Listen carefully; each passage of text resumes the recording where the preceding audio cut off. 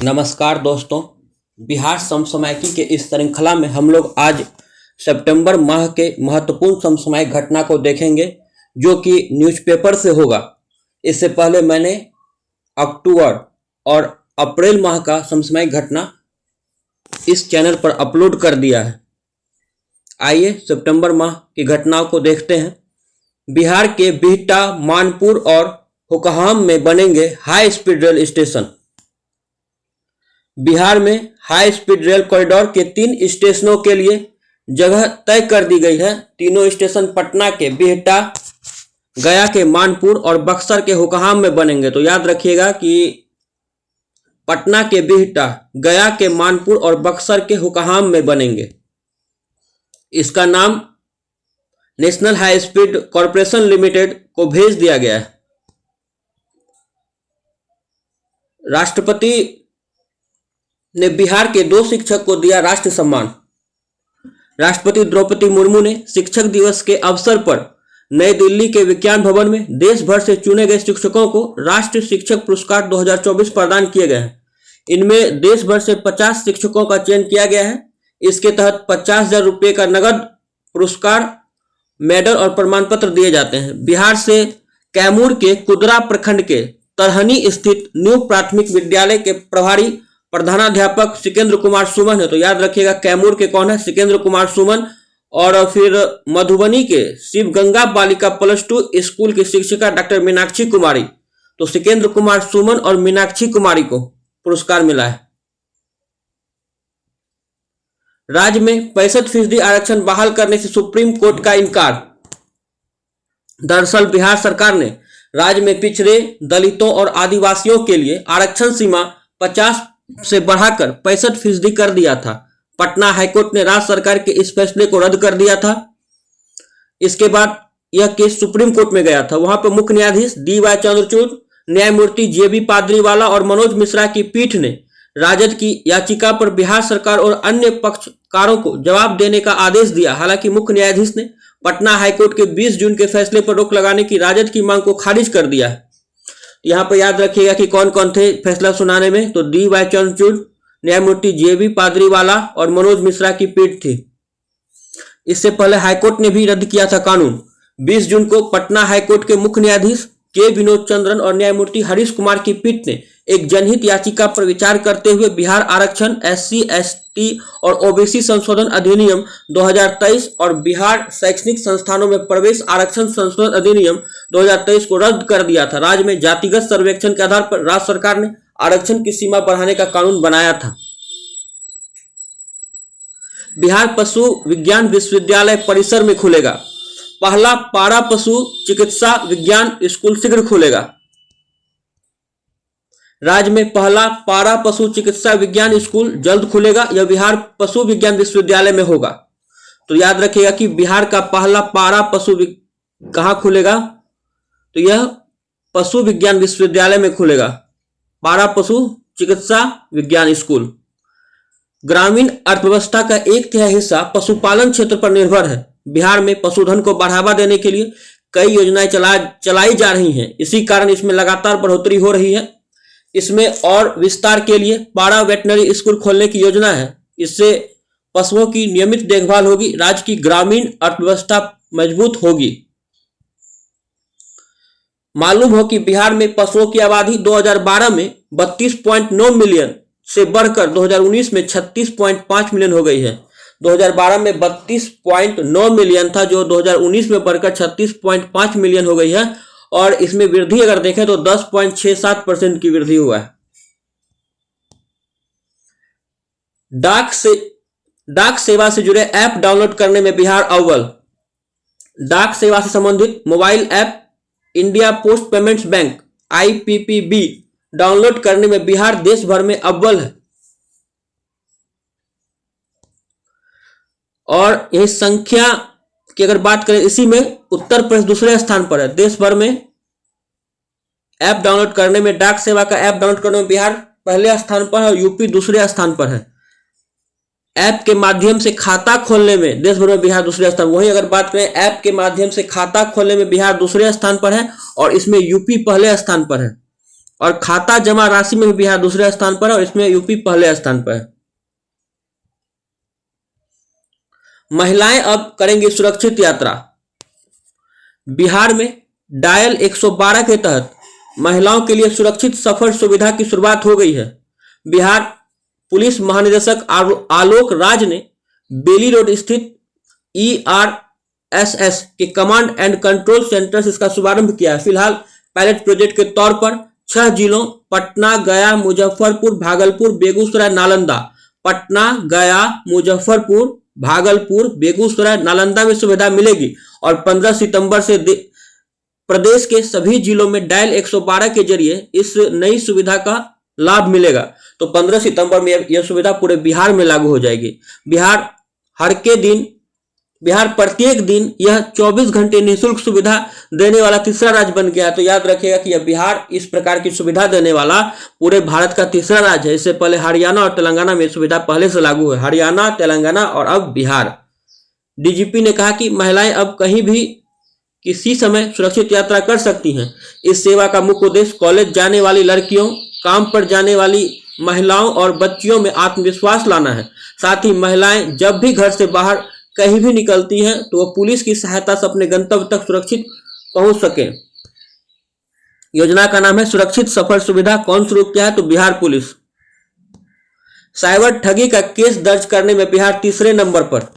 अगस्त 2024 में जारी national crime record portal NCRP के जारी आंकड़ों से जानकारी मिली है। याद रखिएगा ये कहां से जानकारी मिली है? तो नेशनल क्राइम रिकॉर्ड पोर्टल द्वारा जानकारी साझा की गई है। साइबर अपराध के मामले में FIR दर्ज करने में अगर बिहार के टॉप 3 डिस्ट्रिक्ट की बात करें तो पहले स्थान पर सारण है, दूसरे स्थान पर मुजफ्फरपुर और तीसरे स्थान पर औरंगाबाद है। 3 ही याद रखिएगा, सारण, मुजफ्फरपुर और औरंगाबाद। शहर के वायु प्रदूषण में कार्बन की मात्रा जानने को शोध करेगी गोवा की संस्था। शहर के प्रदूषित वायु की रेडियो कार्बन डेटिंग कराई जाएगी। बिहार राज्य प्रदूषण नियंत्रण परिषद ने यह निर्णय लिया है। इसके लिए गोवा स्थित नेशनल इंस्टीट्यूट ऑफ ओशिनोग्राफी से प्रस्ताव मांगा गया है। देश में पहली बार प्रदूषण नियंत्रण बोर्ड की ओर से पटना के वायु में पाए जाने वाले PM 2.5 और PM 10 में कार्बन की मौजूदगी और उसकी मात्रा का अध्ययन होगा। तो देश में पहली बार यह हो रहा है। इससे पता चलेगा कि पटना में औद्योगिक प्रदूषण नहीं होने के बावजूद कार्बन कहां से आ रहे हैं। पटना के वायु प्रदूषण का प्रमुख कारण मोटे अर्थात PM 10 और महीन PM 2.5 धूलकण है, जिसमें गंगा नदी का विस्तृत बालू और मिट्टी का खुला मैदान शहर के किनारे होने का एक प्रमुख स्रोत के रूप में चिन्हित है। इस विधि से कार्बन 14, 13 और 12 की मदद से जानकारी मिलेगी। आइए जानते हैं क्या है कार्बन 14। यह एक वैज्ञानिक विधि है। इसे रेडियो कार्बन डेटिंग या कार्बन 14 भी कहा जाता है। इस विधि से पुराने कार्बन की आयु और मात्रा की सटीक जानकारी मिलती है। एम्स पटना में सुगम मॉडल का शुभारंभ। गर्भ निरोधक जागरूकता के लिए एम्स पटना के स्त्री व प्रसूति रोग विभाग ने सुगम मॉडल की शुरुआत की है। स्वास्थ्य एवं पर्यावरण कल्याण मंत्रालय द्वारा यह मॉडल शुरू किया गया है। यह मॉडल विभिन्न गर्भ निरोधक विकल्पों के बारे में जागरूकता को बढ़ावा देने और राष्ट्रीय परिवार नियोजन हेल्पलाइन के बारे में जानकारी का प्रसार करने के लिए बनाया गया है। ब्रजेश मेहरोत्रा एवं प्रकाश बने राज्य सूचना आयुक्त। बिहार के पूर्व मुख्य सचिव ब्रजेश मेहरोत्रा एवं पत्रकार प्रकाश कुमार को राज्य सूचना आयुक्त नियुक्त किया गया है। गौरतलब है कि 3 सदस्य राज्य सूचना आयुक्त के प्रमुख यानी मुख्य सूचना आयुक्त बिहार के पूर्व मुख्य सचिव त्रिपुरारी शरण है। तो मुख्य सूचना आयुक्त कौन है? त्रिपुरारी शरण। और सूचना आयुक्त कौन बनाए गए हैं? तो ब्रजेश मेहरोत्रा एवं प्रकाश। पुस्तक भारत के 75 महान क्रांतिकारी। तो कौन लिखे हैं यह पुस्तक? देखते हैं। तो भारत के 75 महान क्रांतिकारी के लेखक हैं डॉक्टर भीम सिंह। डॉक्टर भीम सिंह ने यह पुस्तक लिखी है। मुजफ्फरपुर के शरद को रजत। बिहार के शरद कुमार ने पैरालंपिक खेलों में एक बार फिर देश का मान बढ़ाया है। पेरिस में चल रहे पैरालंपिक खेलों में शरद कुमार ने हाई जंप में रजत पदक जीत लिया है। उन्होंने यह पदक T63 इवेंट में जीता है। तो याद रखिएगा T63 इवेंट में जीता है मुजफ्फरपुर के शरद। इससे पहले 2020 के पैरालंपिक खेलों में कांस्य पदक जीते हैं। 2020 में कांस्य जीता था और इस बार सिल्वर जीता है। हालांकि जमुई के शैलेश कुमार पदक से चूक गए, वो इसी स्पर्धा में चौथे स्थान पर है। तो इसी स्पर्धा यानी कि T63 इवेंट में ही जमुई के शैलेश कुमार चौथे स्थान पर है। तो इसको भी ध्यान रखिएगा कि जमुई के हैं शैलेश कुमार, जो पैरालंपिक में बिहार का प्रतिनिधित्व कर रहे थे। सारण नए कानून में सजा दिलाने वाला पहला जिला बना है। BNS के तहत आरोपितों को सजा दिलाने के मामले में सारण देश का पहला जिला बन गया है। नदियों पर बने वीयरों को छोटे बैराज में बदलने की तैयारी। राज्य में नदियों पर बने वीयरों को छोटे छोटे बैराजों में बदलने की तैयारी शुरू कर दी गई है।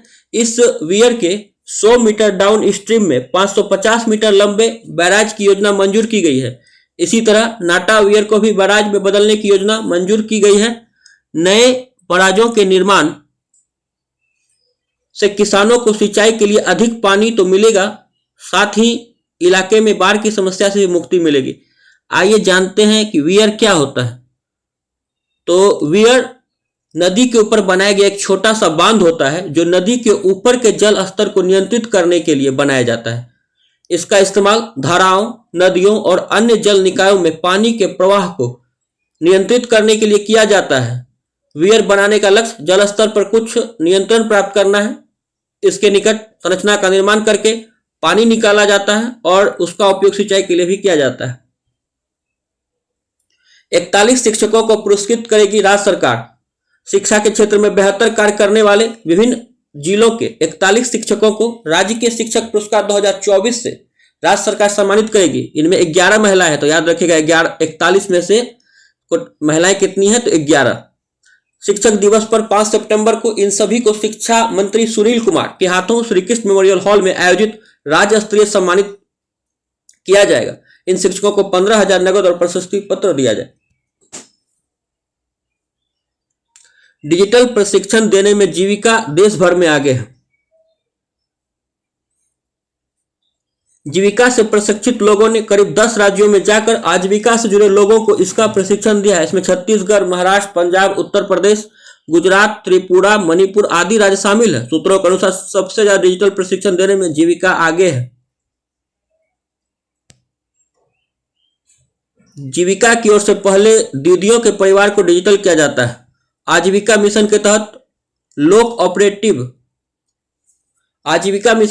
लोक ऑपरेटिंग सिस्टम नाम से केंद्र पोर्टल भी है। तो याद रखिएगा, लोक ऑपरेटिंग सिस्टम नाम से केंद्र पोर्टल है और इस पोर्टल पर MIS प्रबंधन सूचना प्रणाली का प्रशिक्षण दिया जाता है। पटना में वॉलीबॉल लीग का होगा रंगारंग आगाज। पाटलिपुत्रा खेल परिसर के इंडोर स्टेडियम में पहली बार बिहार वॉलीबॉल लीग का आगाज होगा। इस लीग में 19 मैच खेले जाएंगे। टूर्नामेंट कुल 7 दिनों 8 से 15 सितंबर तक चलेगा। लीग का शुभारंभ खेल मंत्री सुरेंद्र मेहता करेंगे। बिहार शरीफ में खुलेगा आलू अनुसंधान केंद्र। राजकीय बीज गुणन प्रक्षेत्र सरमेरा कृषि फार्म सरमेरा में समेकित कृषि प्रणाली के तहत कृषि अनुसंधान केंद्र खोलने की स्वीकृति दी गई है। तो समेकित कृषि प्रणाली के तहत कृषि अनुसंधान केंद्र कहां खुलेगा? सरमेरा में। जबकि आलू अनुसंधान केंद्र बिहार शरीफ में खुलेगा, यह नालंदा में स्थित। बिहार के 27 जिलों में बनेंगे औषधि भंडार केंद्र। पहले चरण में 20 जिलों में औषधि भंडार केंद्र बनेंगे और फिर दूसरे चरण में 7। एक औषधि भंडार केंद्र के निर्माण पर 85 लाख खर्च होंगे। इन औषधि केंद्रों का निर्माण राष्ट्रीय स्वास्थ्य मिशन के तहत 2 वित्त वर्ष 2024-25 और 25-26 के लिए आवंटित राशि से होगा। राज्य में मुख्यमंत्री ग्रामीण सेतु योजना फिर शुरू होगी। राज्य सरकार 8 साल बाद फिर से मुख्यमंत्री ग्रामीण सेतु योजना प्रारंभ करेगी। ग्रामीण क्षेत्र में निर्बाध संपर्कता के लिए मुख्यमंत्री ग्रामीण सेतु योजना की स्वीकृति दी गई है। इसके तहत ग्रामीण पथों पर आवश्यकता अनुसार पुल पुलियों का निर्माण किया जाएगा। इस योजना में 100 मीटर तक के लंबे पुल पुलियों का निर्माण ग्रामीण कार्य विभाग करेगा। ध्यान रखिएगा कि 100 मीटर तक के लंबे पुल पुलियों का निर्माण तो ग्रामीण कार्य विभाग करेगा, जबकि 100 मीटर से अधिक लंबे पुल पुलियों का निर्माण निगम करेगा।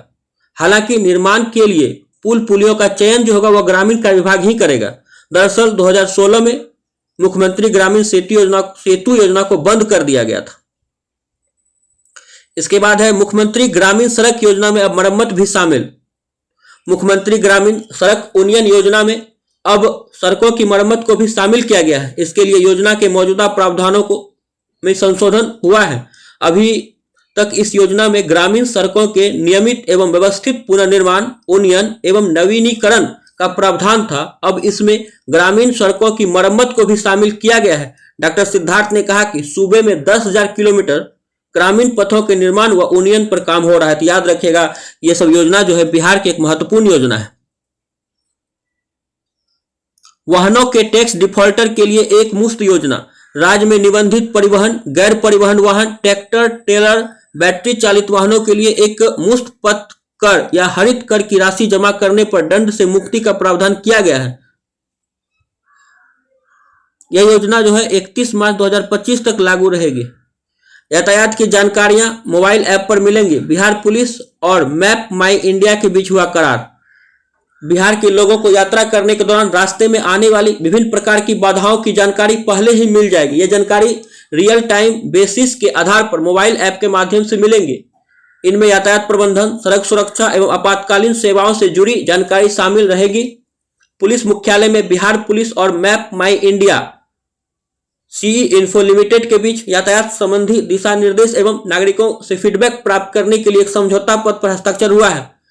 तो याद रखिएगा कि उत्तर प्रदेश, पंजाब, उत्तराखंड के बाद बिहार ऐसा राज्य होगा जहां नागरिकों को मोबाइल ऐप पर यातायात संबंधी अद्यतन सूचनाएं मिलेंगी। कौन कौन राज्य के बाद बिहार बनेगा चौथा राज्य? तो पंजाब, यूपी, पंजाब, उत्तराखंड के बाद बिहार चौथा राज्य होगा। यूपी, पंजाब और उत्तराखंड। यह प्लेटफॉर्म बिहार के सभी लोगों के लिए होगा तथा उनसे प्राप्त ट्रैफिक संबंधी सलाह और सूचनाओं को मानचित्र आधारित पृष्ठभूमि के साथ बिना देरी सार्वजनिक तौर पर उपलब्ध कराया जाएगा। मैपल मैप माई इंडिया के वाइस प्रेसिडेंट अली रिजवी ने करार पर हस्ताक्षर किया है। देसी मछली पालन की नई योजना लागू होगी। तो बिहार सरकार देसी मछली पालन के लिए एक योजना लाएगी। राज्य में देसी मछली पालन की इस साल नई योजना लागू की गई है। भुन्ना, बचवा, गैची, टेंगरा, मांगुर जैसी देसी मछली पालन के लिए किसान अनुदान ले सकते हैं। देसी मछलियां जलवायु परिवर्तन और यहाँ के मौसम के अनुकूल है। मछली पालकों को कम लागत में अधिक मुनाफा होगा। इस योजना के तहत सभी वर्ग के किसान 60% अनुदान ले सकते हैं। 60% अनुदान ले सकते हैं। आधा एकड़ तालाब में देसी मछली पालन के लिए लागत इकाई 1,35,000 रुपये है। 1,35,000 रुपये है। देसी मछली बीज के लिए हैचरी पर भी अनुदान का प्रावधान है। 1 एकड़ की हैचरी के लिए लागत मूल्य 15,37,000 रुपये है। इस साल राज्य में देसी मछली के 2 हैचरी स्थापित करने का लक्ष्य तय किया गया है। यह योजना क्यों?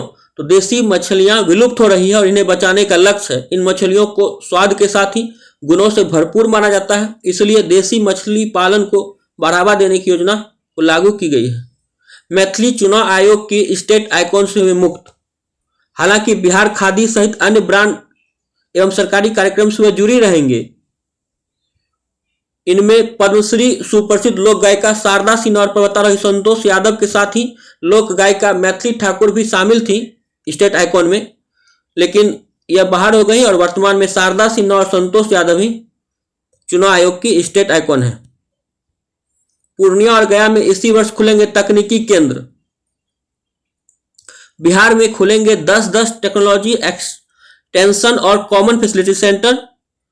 गांधी मैदान में व्यापार मेले का केंद्रीय मंत्री ने किया शुभारंभ। जीतन राम मांझी ने शुभारंभ किया था और वहीं उन्होंने यह बात कही है। तो तकनीकी केंद्र कहां खुलेंगे? तो पूर्णिया और गया में। पूर्णिया सीमेंट स्टेशन को मिला पुरस्कार। पूर्णिया सीमेंट स्टेशन को भारत सरकार ने ए ग्रेड सीमेंट स्टेशन में शामिल किया है। इसके लिए बिहार को सम्मानित किया गया है। केंद्रीय मत्स्य पालन, पशुपालन एवं डेयरी मंत्री राजीव रंजन सिंह और ओडिशा के मुख्यमंत्री मोहन चरण मांझी ने इसके लिए पशु एवं मत्स्य संसाधन विभाग की प्रधान सचिव डॉक्टर एन विजय लक्ष्मी को प्रमाण पत्र और स्मृति चिन्ह प्रदान किए हैं। मौके पर बिहार की पशु एवं मत्स्य संसाधन मंत्री रेणु देवी भी उपस्थित थी। अध्यक्ष समेत 7 सदस्यीय बाल संरक्षण आयोग गठित। राज्य सरकार अध्यक्ष समेत 7 सदस्य बिहार राज्य बाल अधिकार संरक्षण आयोग गठित कर दिया है। वरिष्ठ जदयू नेता डॉक्टर अमरदीप इस आयोग के अध्यक्ष बनाए गए हैं। तो अध्यक्ष कौन बनाया गया है बाल संरक्षण आयोग का? तो डॉक्टर अमरदीप। जबकि आयोग के सदस्य के रूप में 6 लोगों का मनोनयन किया गया है। तो नाम आप लोग देख लीजिएगा, बहुत ज्यादा महत्वपूर्ण नहीं होता है, 6 नाम है, याद रखना भी कठिन होगा, लेकिन अध्यक्ष का नाम जरूर याद रखिएगा, डॉक्टर अमरदीप। अध्यक्ष एवं सदस्यों का कार्यकाल 3 वर्ष या 65 वर्ष की आयु पूरी होने तक होता है। तो ध्यान रखिएगा कि अध्यक्ष एवं सदस्यों का कार्यकाल 3 वर्ष या 65 वर्ष की आयु पूरी होने तक होगा। हर खेत में सिंचाई के लिए नई योजना भी बन रही है। बिहार सरकार हर खेत में सिंचाई के लिए एक नई योजना बना रही है। अभी इस योजना का नाम सामने नहीं आया है। बिहार के 27 जिलों में शुरू होगा अल्पवास गृह, अल्पावास गृह। इस तरह की महिलाएं किशोरी रखी जाती है इस अल्पावास गृह में। मानव व्यापार में पकड़ी गई महिलाएं या किशोरी, कोर्ट के माध्यम से आई महिलाएं या किशोरी, मानसिक महिलाएं किशोरी जो मानसिक रूप से विक्षिपित होती हैं, घरेलू हिंसा पीड़ित महिलाएं, मानसिक प्रताड़ना से ग्रसित महिलाएं। 11 जिलों में चल रहा है पहले से ही और 27 जिलों में शुरू करने की तैयारी है। यह था बिहार के 1 से 15 सितंबर का महत्वपूर्ण समसामयिक घटना को मैंने इस वीडियो लेक्चर के माध्यम से कवर किया है। अगर आप लोग को कंटेंट और वीडियो अच्छा लगे तो इस चैनल को जरूर सब्सक्राइब कीजिए और शेयर कीजिए। धन्यवाद।